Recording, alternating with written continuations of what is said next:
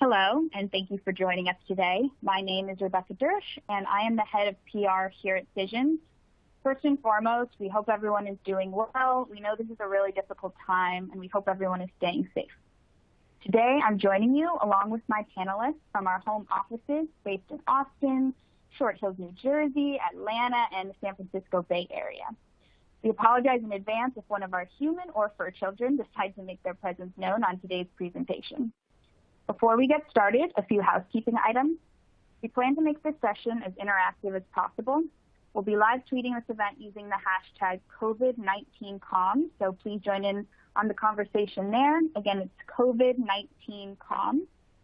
As we go through the webinar today, if you have questions for the panelists, please use the Q&A box to submit your questions.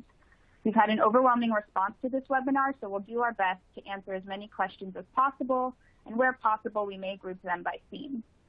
We're going to run today's webinar with some introductory content from our presenters, but leave plenty of time for Q&A at the end.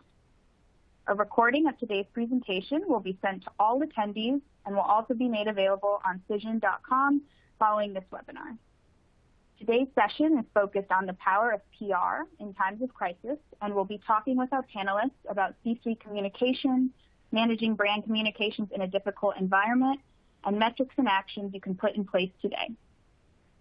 Now, before we get started, we have a poll for you guys. Pulling it up. So we just want to get a sense of where everyone's coming from, what industries you're working in, who's represented here today. So give us a minute here, and if you guys go ahead and answer that and let us know where you're working.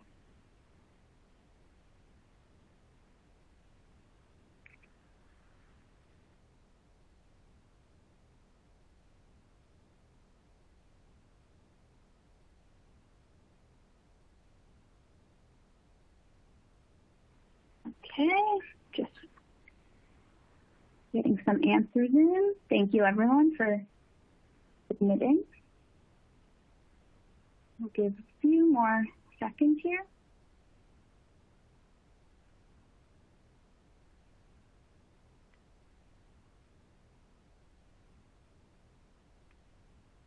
Very interesting. Okay, so we have a lot of folks from the agency side.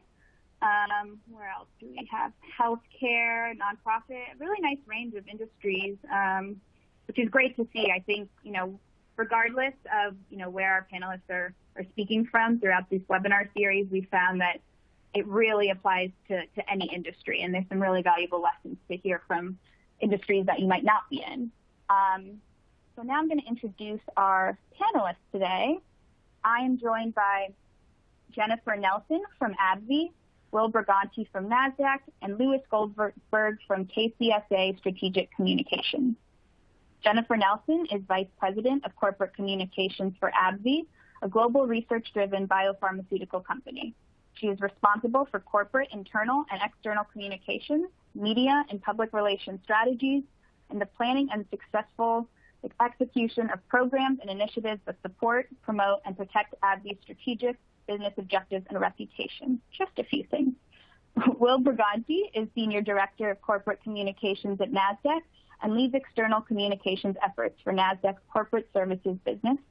He is a member of the company's crisis communications team and supports senior management on investor relations, M&A, corporate governance, and sustainability-related matters. Louis Goldberg is Managing Partner at KCSA Strategic Communications and oversees the firm's PR practice. For more than 20 years, Louis has worked to implement eminence, thought leadership, and public affairs programs designed to build business and garner fair evaluations. So, with all that said, we're going to dive now into hearing from our guests. Thank you again for all of you for joining us today. Louis, we're going to start with you. It's interesting to see there are a lot of folks on the agency side joining us today, so I think you'll provide a very interesting perspective. I'm curious to kick off to hear more about how you're communicating with both clients and employees right now, and what are you hearing from clients and what have been their primary concerns in this moment? Well, I think everybody is dealing with the same level of concern, which is what the heck is going on and how do I communicate to my target audiences? Where is that line between continuing to try and communicate as I always have and be respectful or aware of what's going on in light of the coronavirus pandemic. And, there are a couple things that we are discussing with all of our clients. And it comes down to three key issues. The first is transparency. In today's world, that it seems that everything is shifting, moment by moment. The more transparent that we can be with our clients about what's going on in the world and counseling our clients on how to be transparent on what's going on with their business, the better it is for all stakeholders concerned. There is an old, aphorism that crisis reveals character. That has never been more true than it is today. For companies that are having to deal with issues of furloughs, layoffs, job reductions, salary reductions, the more honest that the C-suite can be with all of their stakeholders, the better. The second thing is consistency. Most public companies tend to communicate either quarterly about earnings or only when something material happens within their company, when they have to file an 8K or if they're a Canadian listed company, file with IROC. We are telling our clients to communicate even more frequently. That doesn't mean issuing a press release every time something happens, but more thinking about non-traditional ways to communicate. So it could be the corporate blog. It could be creating or participating in podcasts. It could be on social media by doing AMAs on Reddit. It is communicate and then over-communicate, because the more that you can engage with your target audience, the better it is. And then the last thing is you have to be empathetic, and it doesn't mean sympathy or overly treachly, but, we are all dealing with this unbelievably painful crisis. And for C-suite executives or brands to effectively engage with their audiences, if they aren't showing empathy, that will be remembered. And one of the key issues to remember is, as I said, crisis reveals character. Crisis also defines brands. And what is happening today and for the next few months as we go through this crisis will be remembered by all stakeholders, consumers, investors, analysts across the board. So if you are not empathetic, you are not communicating consistently and through multiple channels, and you are not being transparent, not only are you going to be punished as a brand today, you're going to be punished tomorrow. Absolutely. And I think to that point, I'm going to mix up the order of the questions a bit. I think, we're hearing a lot of folks are struggling with, you don't want to be tone deaf, but you don't necessarily want all of your messaging to focus on COVID if it doesn't necessarily make sense. So how do you think, your media plans have changed for clients, and how's messaging shifted, and how much, especially, it's been about a month now, how much should COVID-19 be part of your messaging?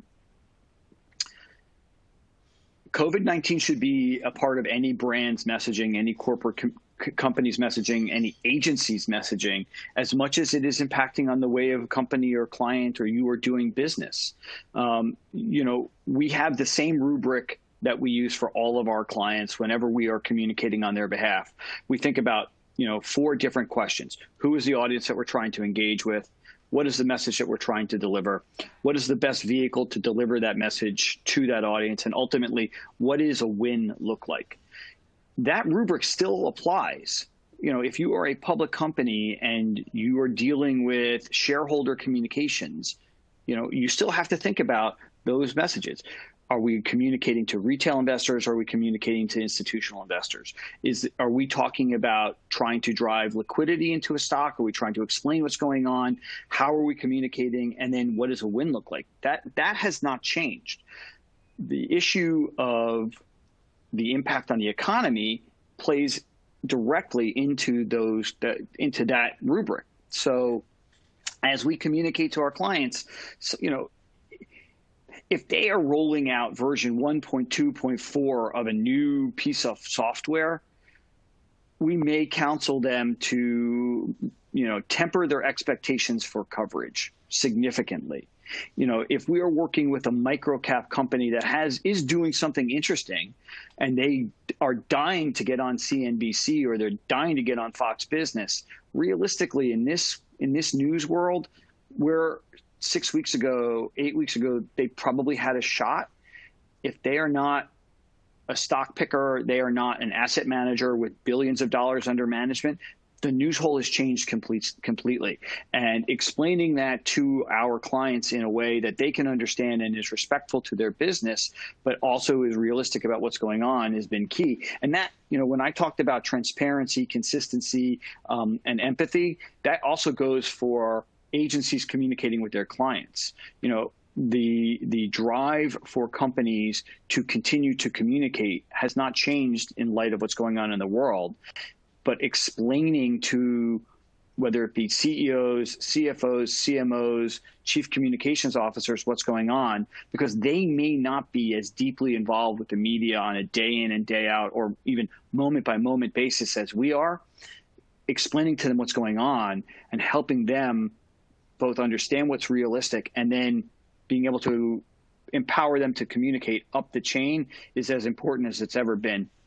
The other thing that we are counseling our clients, especially the public ones, that materiality is still important. And I know our friends from the NASDAQ who are going to be speaking after me are probably going to touch on this, but if you have to file an 8K, you still have to issue a press release around that. You just need to be very careful now about how COVID plays into issues of materiality.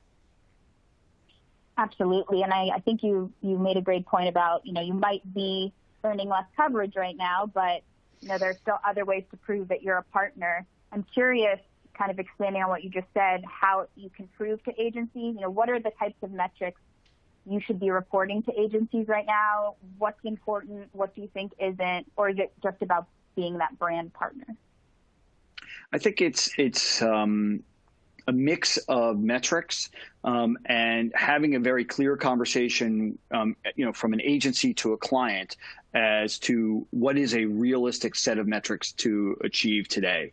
We work with companies in the life science space who have not pivoted into COVID, and they have small endpoints that are coming up in trials. Before we are announcing that, we are having very clear conversations with our clients about what we believe is achievable, what we believe should be achieved, and making sure that the client knows that ahead of time so that there is no question about, they want to be in the Wall Street Journal and we got them Fierce Biotech. Fierce is still a win for them. It's just you have to figure out who's the audience, what's the call to action, what's the measure of success. Have those conversations constantly with your clients around any type of external communication. That way they understand that you are empathetic to what their objectives are, and you're helping to manage both your clients' expectations and what their boss's expectations are as well. It's not a lot of fun. I can imagine. Last question for now will be, how are you coaching clients to manage investor relations as earnings season is upon us? So the same things, right? I don't know any company right now that is giving guidance in light of what's going on with COVID. When it comes to investor relations, we are again, consistency, transparency, are the two key watchwords. The other thing our clients on is to work with their analysts very clearly and carefully to help them do the right models, because sales are through the floor. You were hoping that we'd be through the roof, but they're through the floor. And a good example is we do a lot of work in the cannabis space. There was an expectation that the second half of this year would see an incredible acceleration in sales for the public cannabis companies because we were going to see a lot of different big states come online from an adult use perspective. Well, while sales are strong in cannabis, it's not going to be nearly as strong. And the models that our clients were basing their projections on and the analysts were basing their projections on have just deeply changed because of the issues of stay at home. So when it comes to investor relations, be honest, be consistent, be transparent.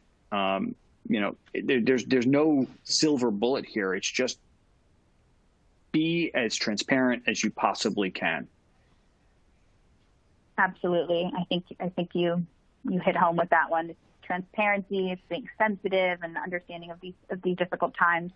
Thank you. That was really, really helpful. And again, if anyone has further questions, you can submit questions in the Q&A chat box, and we'll talk again during the live Q&A in a bit. Thank you. And we have Jennifer up next. Jennifer, thank you for joining us today. I'm eager to hear how AbbVie is managing, first off, internal communications and what's really changed. Thanks for having me. I think a lot of what Louis touched on, just the general environment in which we're all working, it's unique, it's unprecedented. And so, we're just really making sure that we're taking a really fresh look at everything that we do. First and foremost, our priorities as a company is very much focused on, three key priorities. First, we make really critical medicines. And so making sure that everything that we're doing as a company is ensuring an uninterrupted supply of medicines that our patients depend on. Obviously, it's our employees and meeting our employees' needs and keeping them up to speed and connected with the company during this time when a huge majority of our employees are working from home, like many of us are. And then thirdly, doing our part as a corporate citizen, and that's an important part of who AbbVie is. So those three are really guiding all that we're doing from a communications perspective. From an internal communications, as was previously said, communication, especially when we've got 30,000 employees and roughly 22,000-ish are working remotely. It's really important that teams are connected, that employees feel connected to what the organization is doing, even though everybody's working from their kitchen table. And so we've really stepped up. We've got a weekly informational email that my team puts out every week. And that's really more of a nuts and bolts on how to work effectively from home with tips and tricks and tools from our technology team. It's HR updates. It's and then sharing other updates from like when we last week did a major donation, and so making sure employees have all of that information. We also, from a leadership perspective, are holding a weekly leadership call with led by our CEO, with the top 250 leaders in the company, and sharing up to date information and asking them to cascade it to their teams, and very much asking the leaders to come back to the executive leadership team with questions, concerns, and feedback from employees. So it's very much a two-way communication, and it's a super helpful change that we don't normally hold weekly leadership calls, right? We also, as I'm sure many of the folks who are on this call who are in-house have done, we've built out a hub on our intranet for all things related to COVID. So employees can go to one place and find all the answers to the questions, whether it's just, how do I work from home, or I'm an on-site employee, what should I expect, or, HR questions or information about what the company's saying externally. And then at the bottom of the slide, you'll see we've also launched we're calling it internally Project Gratitude. And it's really just an internal social sharing effort for our employees who are working remotely. Very much wanted to share their gratitude to employees who are still going to work in our locations that are, manufacturing medicine and doing important R&D work. And so it's been lovely to see all of the different ways that employees are thanking their colleagues, both on our internal channels, and then we're doing some of this. We'll share some of it on our social channels as well. So that's really, I can answer other questions, but probably at a high level, that's really how we've approached the internal communications. No, I think that's great, and it really does help foster community. And it's helpful to hear how often you're communicating with leadership. I'm hearing a lot of, people are struggling with what's too much and what's not enough. So it sounds like weekly is probably the most appropriate. And I will say now is the time to be over communicating. We're all working from home. We're not in the office. So I think, more is better than not enough. And even in a micro sense, from just even leading my team, definitely I'm calling them team hangouts. We're coming together once a week for 30 minutes. And sometimes it's just turning our webcams on and having kids and dogs and cats make appearances and connecting with each other that way. Last week, I asked everybody to put a slide together with their favorite comfort food, and we had a little recipe exchange. The week before, we just shared kind of highs and lows of working from home, just to connect with each other in a different way when you're not having those hallway conversations. And we're encouraging that kind of across the organization. We've got leaders who, some are more comfortable than others, but one of the leaders in our commercial organization is awesome about just pulling his iPhone out, taping, recording a quick video and sharing it with his organization. And, my son's hockey equipment's, he'll say, my son's hockey equipment's in the corner here because here I am, like all of you, working from home. And so I think those kind of, we can do the enterprise communication, and that's super important, but those more intimate team leader communications is important as well. Absolutely. Our dogs are definitely the most popular guests on any of our calls or webinars. Maybe we'll get there. But now I'm going to shift to external messaging. I'm curious to hear, how has AbbVie's external messaging shifted? And I think similar to what we were talking about with Lewis, how much should COVID-19 be part of your messaging? Yeah, absolutely. Well, I can't imagine that, there's any company that hasn't shifted their external messaging, and it would be to your great risk if you didn't. We, pretty early on put together a COVID-19 resource page on AbbVie.com to be basically the source of truth for everything that we're saying externally about our response to this crisis. And I'll just say from a very tactical communications perspective, my team has been very much trying to limit the number of materials we create. So that intranet page and then this .com page to really be the source of truth. And so that's what we're trying to focus on, keeping up to date instead of having 50,000 different fact sheets and documents floating around that you have to run around and try to remember when you updated them last. And this .com page is also helpful for, we've got teams around the world, and everybody can either point, customers or healthcare practitioners, employees, name your stakeholder to one source of truth on AbbVie's response. We definitely have pivoted some of our paid. AbbVie is only 8 years old. It was created in 2013 as rolled off from Abbott Laboratories. And so we just started at the beginning of this year kind of a brand awareness campaign around our actual brand. But didn't, definitely felt, since we had these ads out in the market, that it was an opportunity to pivot from what is just, hey, here's AbbVie, to how can AbbVie help you if you're having a hard time paying for your medicine in the midst of this crisis, we may be able to help. So we definitely, pivoted our paid ads that way. And then the third piece I would point to in terms of our external communications is, as I mentioned, last week, we announced a $35 million donation. We spread the majority of money over 3 organizations: International Medical Corps, which is standing up 20 field hospital units across the country, the U.S. We also donated to Direct Relief, which is meeting the need for critical PPE and respirators in Europe, the hotspots there. And then a donation to Feeding America to help that organization is doing really incredibly creative work around getting food to people in a very minimal contact way and helping meet the needs of, some of the most vulnerable in the U.S.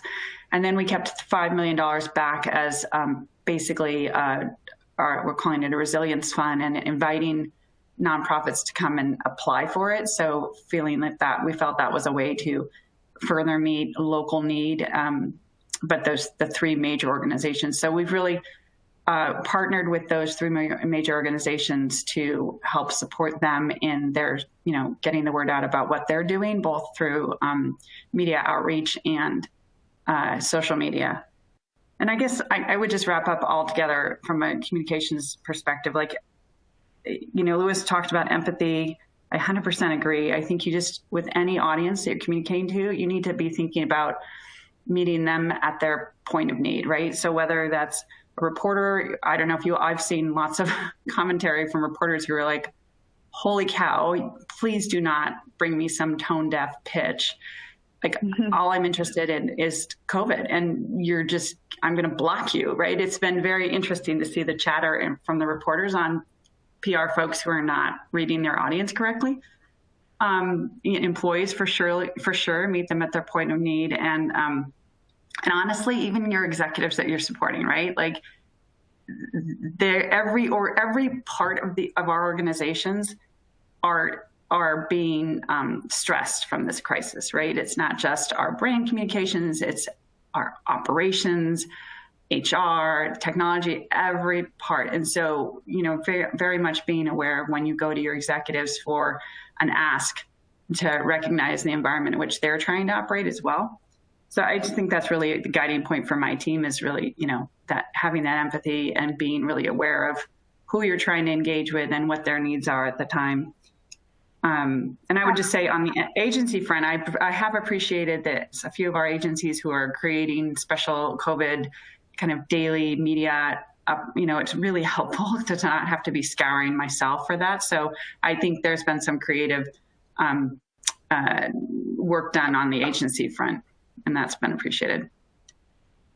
Absolutely. That's great. And I think to your point about, getting feedback from reporters, what I suggest to people is, if you're pitching reporters, I mean, we should all be doing this anyway, but now more than ever, not just reading those publications before you pitch, but what exactly, and on a week-to-week basis, what is that reporter covering, and seeing, are they only focused on COVID-19 right now, and how has their messaging changed, and what kinds of stories are they telling on a week-by-week basis, so that you're not pitching these kind of inappropriate stories and you don't come off as tone deaf. So I think be really diligent about the research that you're doing before you pitch. And we have, we've had we've had a lot of people from the nonprofit world, and you guys are doing such great work in the, in the charitable area. And so I'm just curious to hear, I think nonprofits are struggling again with not seeming tone deaf, but wanting to communicate the philanthropic work that they're doing. So how do you do that, and how do you communicate, your philanthropic work in a way that's sensitive but also effective? Well, we're definitely partnering with the agencies that we've given money to, and we're being led by them, right? Because, for example, the International Medical Corps, with these 20 field units that we're setting up in I think 8 different locations. So I think they've got 3 up in LA now. There's a couple that are standing up in Puerto Rico, New York. They're very close to the work. So we're definitely partnering with them and following, so that we're not creating more work for them, honestly. And then really relying on social media, and really our employees. Our employees are so excited about the company stepping up in this way, that they're doing a great job sharing that work. But it really is about the needs that our nonprofit partners are trying to meet. It's not about AbbVie, right? And that's really our guiding principle. It's really shining the light on the fact that we have made these investments in these nonprofits because they really are meeting very critical needs at the community level. And we as a company want to do everything that we can, want to step up. And there's a lot we're doing that we're not sharing. So basically we're really partnering with the nonprofits. So we're not stepping over each other as well. Absolutely. Well, thank you for sharing that, and it's really great to see all the work that AbbVie is doing. Appreciate you sharing that. We will see you for the live Q&A soon. Awesome. And Thanks. just a reminder, thank you. just a reminder for all our attendees, again, you can still submit your questions in the Q&A chat box and then hashtag COVID-19com. We look forward to starting the conversation with you there. Next up, we have Will. Will, thank you for joining us. NASDAQ is in the very unique position of being deemed essential. And, first off, I'm curious to just hear what are some best practices that you'd recommend for essential businesses right now? Yeah, absolutely. Thanks so much for having me, and hope everyone's doing all right. So I think this definitely strikes both an internal and an external chord for us at NASDAQ. So internally, our focus was on getting and is on getting accurate information to our teams as quickly as we can. So in the early days of this crisis, that was mainly regarding operational procedures. Very early on, particularly given our global workforce, we're in 40 offices around the world, including several that were hit early with this virus. It was about getting the right information to our staff in those regions, whether it was critical on-site staff or our measures regarding split teams or work from home, making sure that our teams were clear on how they could get to the office when shelter-in-place measures were in place, for example.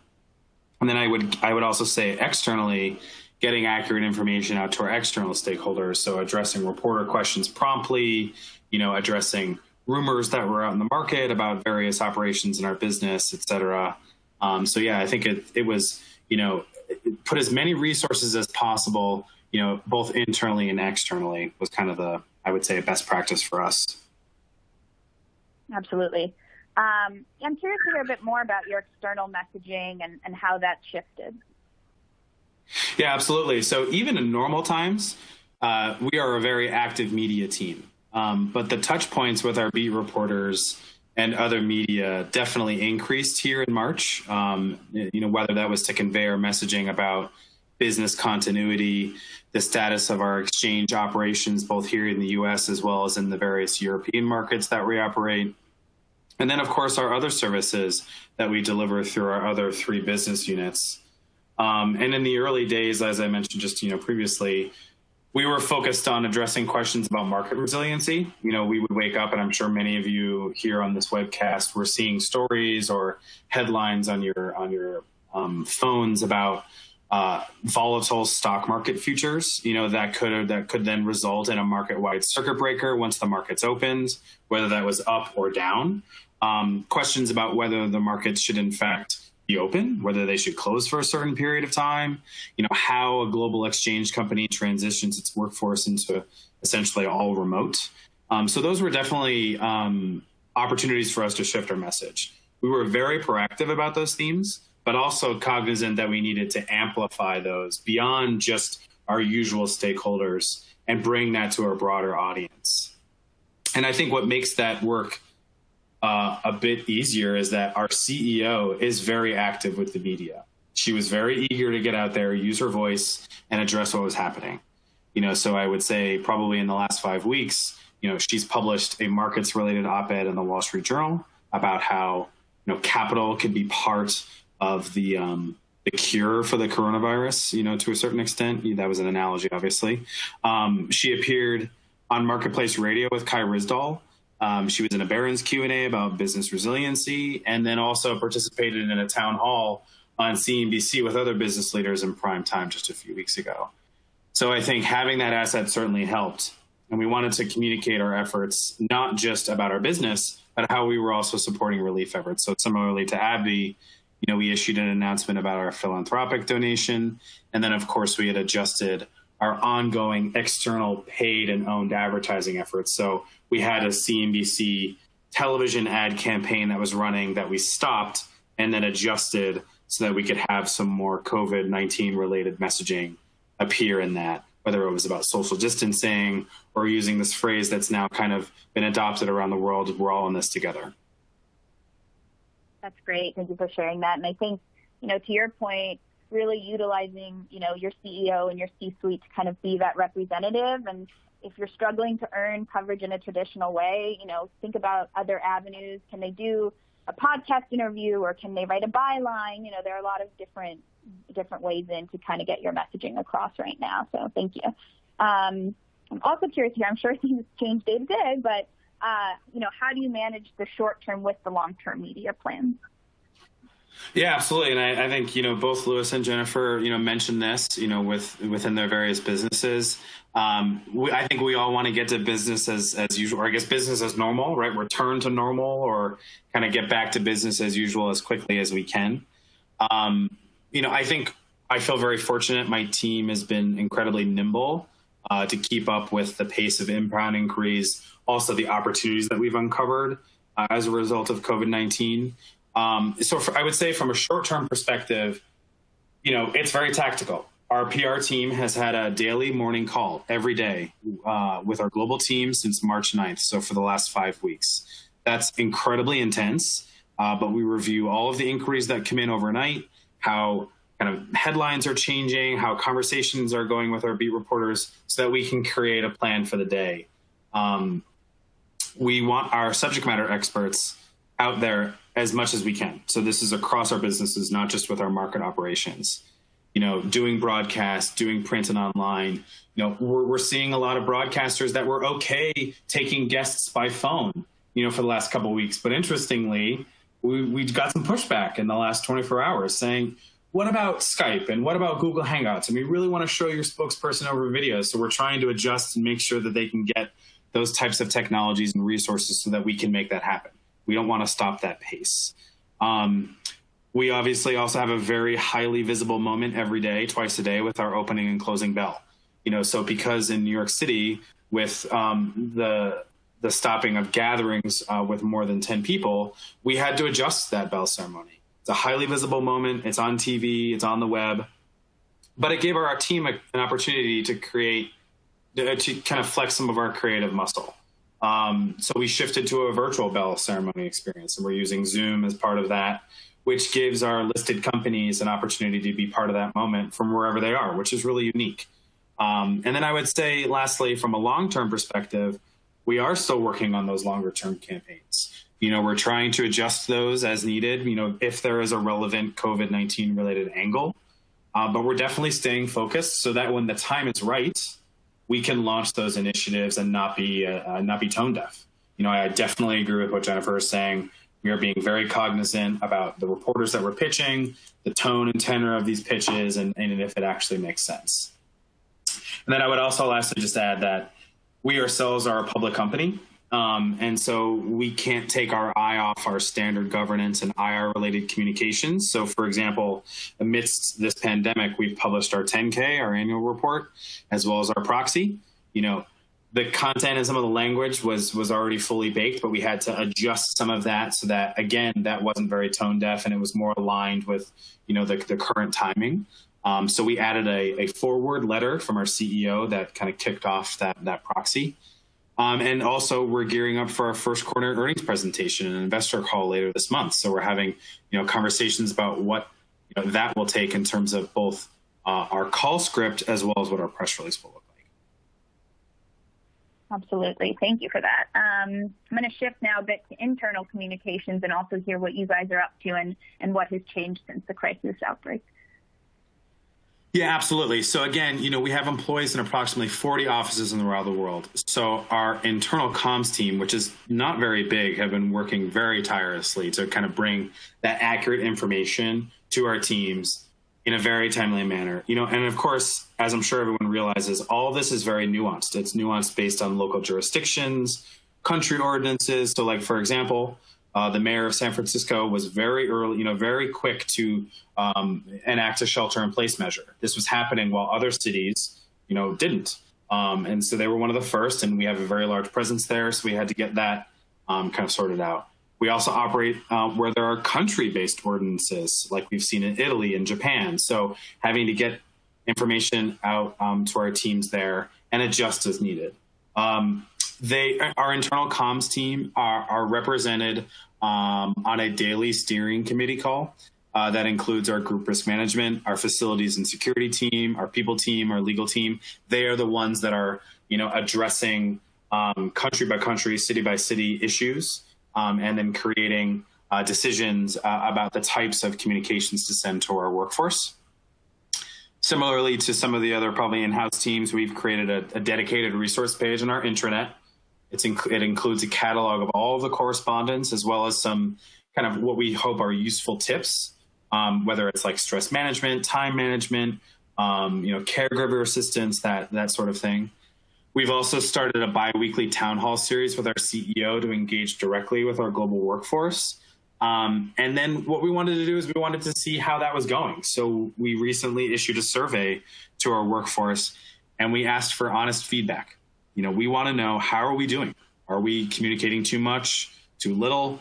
We want to be able to adjust so that we can support our employees as best as we can. And then, for some fun, similar to Jennifer's team, we've encouraged managers to have things like Zoom happy hours or come up with something creative as a way to connect live. And I realize that all of us are doing these types of video conferences for a majority of the day, but we're trying to make them fun and personal, just as a way to kind of humanize this experience, so to speak, as best as we can. That's great. Thank you. I really appreciate your time today. And we are now going to open up the live Q&A. Again, everyone, feel free to still submit your questions in the chat box. We're going to get to as many questions as we can. We have a lot to go through, so we'll do the best we can. So yeah, we'll kick it off. So we're getting questions about metrics right now. Historically, publicists have reported metrics like advertising value equivalency and unique monthly visitors. But, we're talking about proving the value of PR. So, what are the metrics that we should be reporting to prove PR's value? And at a time like this, I think, we covered it a bit with Lewis, but what are the, what should change? What's important right now? What are the types of metrics you should be reporting when you might be earning less coverage? That's a tough question. I mean, metrics has always been the hardest part of proving value in PR, regardless of COVID. And in today's world, I think it has to be, I don't have a clear, simple answer. I think as an agency, we are constantly talking with our clients about what their definition of a win is. And then we come up with the right metrics. And there's my dog. I apologize for the background, but the mailman is here and she's freaking out. It all depends on what the story that we're trying to tell is. So, for our public companies, they're often most focused on, I really do apologize about Molly, but most focused on liquidity and share price, right? I'm going to actually mute and let somebody else answer for the moment. Yeah, I can jump in there. So, yeah, from a metrics perspective, I mean, I think obviously I can't speak for the agency side, and I'm sure there's a lot of pressure there. But I think it's, we are trying to take that multi-channel approach. So we know that we are only able to do what we're able to do, right? And so I can't force CNBC to take a spokesperson, and those conversations are now getting harder because they're saying, well, I know last week we took your spokesperson by phone, but now we really need them by video. And so we understand that pressure, and we're trying to adjust to that. But I would say from a metrics perspective, just keep doing what you were doing. Also find ways to adjust. We are trying to use some of our paid and owned channels as well. This environment, absent of what we're able to get through earned media. So I would say those are probably even more critical, whether it's video or our website or our social. I think our clients are like craving for thought leadership. We know that we can't get every single one of those published in an earned capacity. So we're looking for opportunities to do that in more owned or paid channels. Absolutely. And I also think the non-traditional media outlets that have a pretty big reach, and a good example would be Benzinga. The Benzinga site itself isn't huge, but it feeds into Yahoo, it feeds into The Street, it feeds into lots of other places. So where in the past you may not have seen that type of outlet as a huge win, part of what we do is positioning non-traditional outlets as a key vehicle to telling our clients' stories is never been more important than it is today. I would just jump in our social media, when we track social media closely all the time, but it is critical right now, given how quickly everything is evolving with this crisis, especially in the world of R&D and the science around trying to find a therapeutic. We're not in the vaccine business, but we do have therapies, and so we also have as Will said, we have a daily comms stand up with communicators across the organization just to touch base on all things COVID. And our social media team is definitely a critical part of that, listening to understand kind of, is the conversation externally changing? Where are there hotspots here or there around the globe that we need to be paying attention to as a brand? Absolutely. Thank you, everyone. Incredibly helpful. And I think, I've worked at an agency before, so I think this specifically pertains to the agency world, but when you're getting potentially less coverage right now, which you likely are, focus on quality over quantity, and you might, again, be securing less coverage, but potentially you're looking at metrics that you're able to showcase that it's more impactful. And then I think it's also helpful to look at your competitors and what they're doing to provide that context to show, share of voice all around might be lower, but potentially you're at least getting more coverage than your competitor. These are the types of conversations you're involved in, which are important. So, I think there are ways around it. I think it is a lot about context as well, and highlighting what's going on in your industry and with your competitors too. Going through some more questions. People are asking, should companies be continuing proactive earned media outreach on their planned announcements or launches? Should they wait? Should they shift their messaging of a launch? What do you guys think? It depends on the product. It depends on the service. Mm-hmm. It depends on the audience. I mean, there's no, rule of thumb. I mean, we are all kind of building this plane as we fly it, which is, a well-known trope. But, I saw a reporter yesterday say that somebody pitched them about a nylon thong and tried to tie it to COVID. That could be the most tone-deaf pitch I've ever heard in my entire life. It's this, be aware, have situational awareness of what's going on in the world when you're pitching. Be aware of what the reporter is writing. If you are just smiling and dialing and blast pitching, you're going to get the feedback that you deserve. If you are doing your research, understanding how your story fits into the cultural zeitgeist of what's happening now, and you're empathetic to both the reporter and the audience that the reporter is writing for, you should continue to pitch. But if you're not, you're going to get called out appropriately for it. Absolutely. Any other comments on that? No. I don't think we can use that example. Right. 100% agree. Yeah, I think that goes down to the strength of the relationship with the reporters that you're pitching too. I think very early on in the crisis, we announced an acquisition, and so there was never a moment where we were going to pause because of what was going to happen. The timing of the deal, kind of forced that time frame. But we were still able to do it successfully, and it did not kind of come across as tone deaf. But I would say, when I mentioned earlier about kind of trying to figure out how you can get back to your business as usual or normal, I would guess, it's having those check-ins, and if it's not the right time, manage that appropriately and try to create the right news hook. Again, we do a lot of product stuff around conferences, and conferences are being pushed. So we're trying to figure out, okay, and if that conference is now not going to happen for another 3 or 4 months, we can't wait. So let's create a moment in time. So we're trying to create our own events, whether it's like a webinar or some sort of virtual experience, and then using those as an opportunity to get that news out. Absolutely. Thank you. Appreciate that. Few more questions I think we can get through. Really great questions. Again, feel free to use the chat box or the hashtag COVID-19 comms.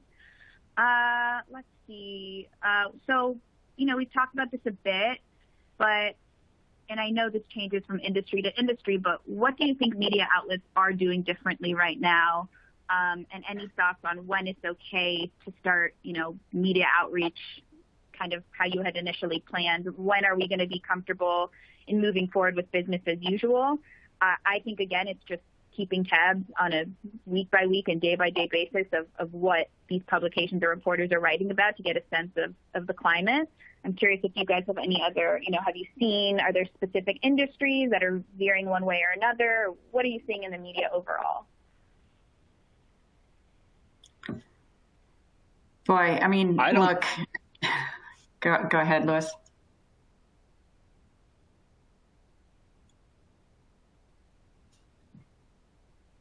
Go ahead, Jennifer. I didn't mean to cut you off.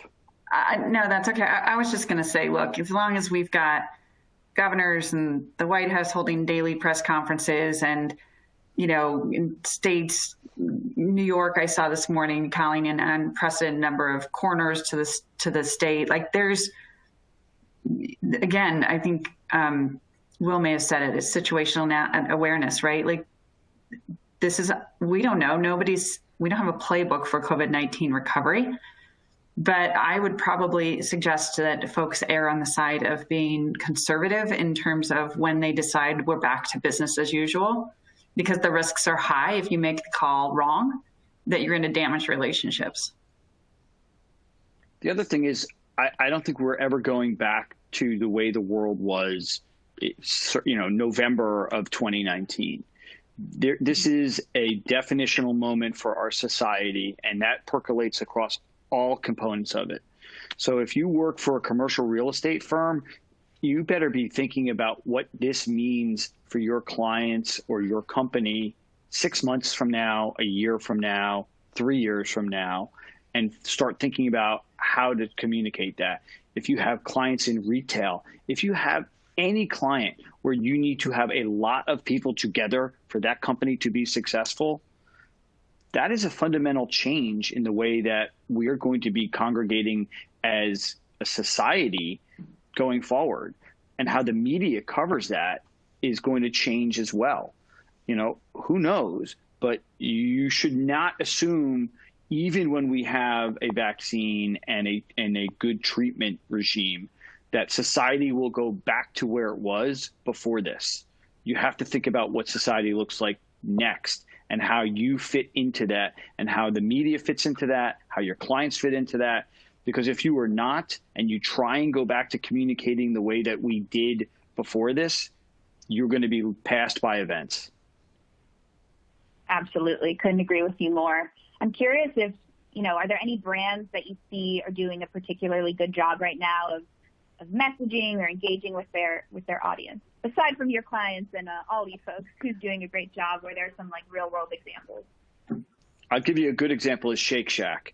Randy Garutti, the CEO, has been everywhere, from CNBC and Fox Business to Marketplace to local media, talking about how they are operating today, how they are dealing with their employees, and this is a company that, was a high flyer, it was going to take on McDonald's. It was going to, you can't walk into a Shake Shack now. But Randy is doing exactly, and I wish they were a client, what you should be. He's communicating transparently. He is being consistent and doing a lot of communications across multiple channels. And he is showing real empathy both for his employees and for his customers. And I think it's been that he has done a really good job.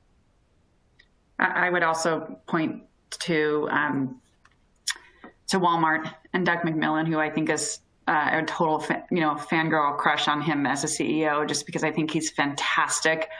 Both the way he manages his communications, his team helps him manage internal communications, and what we see externally, the way he interacts with his employees and how employee focused and store focused he is. Now, he came up through the organization, so it's probably quite natural to him, but I think throughout this whole crisis, he and that company have pivoted really well. I'm sure we've all seen at this point, and I think it'll go down as a total case study in PR classes forever, is Arne Sorensen at Marriott and his very transparent and personal message that he shared externally for his associates. And I thought that was just a fantastic example of a CEO who is, really leading in a very human way, and not scaring investors, but speaking to multiple audiences. And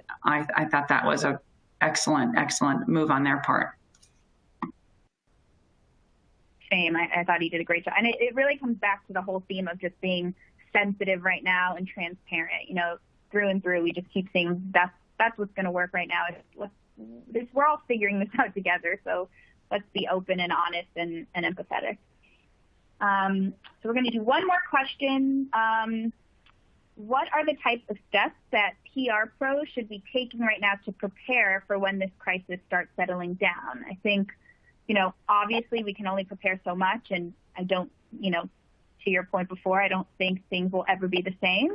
How do we at least prepare? Eventually this will wind down a bit. So how do PR pros right now prepare for this? And what do we communicate to both clients and to leadership?